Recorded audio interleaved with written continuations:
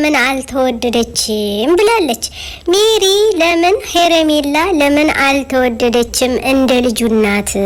እሷስ ምን አነሳት? በማለት እንግዲህ ሜሪ እውነታውን ከነ ኤፊ አግኝታለች።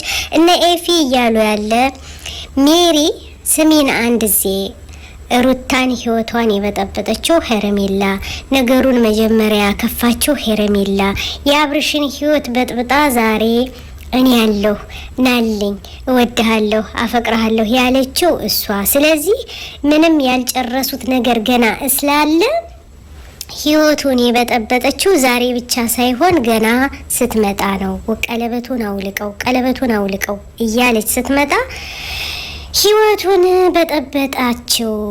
ወንድ ልጅ ውሻ ነው ይባላል፣ ግን እሷስ ጥለው የሄደች በሄረሜላ ምክንያት ነው እንጂ ሩታና አብርሃም ይዋደዱ ነበር በማለት እንግዲህ ዛሬ እውነታው ወጧልኝ።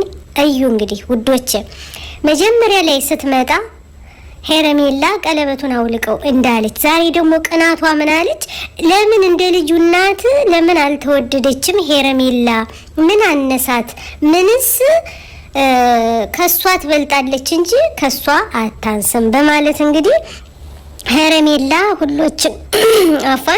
ሁሎችንም ባለጌ እንደሆነች የሷ ጉድ ስለታወቀ እንግዲህ ውዶች ዛሬም አዲስ ነገር አለ።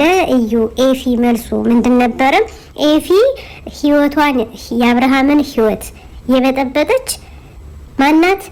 ሄረሜላ ናት። ስለዚህ ሄረሜላ ህይወቱን የበጠበጠችው ዛሬ ምን ብዬ ነው እሷን መወዳት ማናት? ዛሬ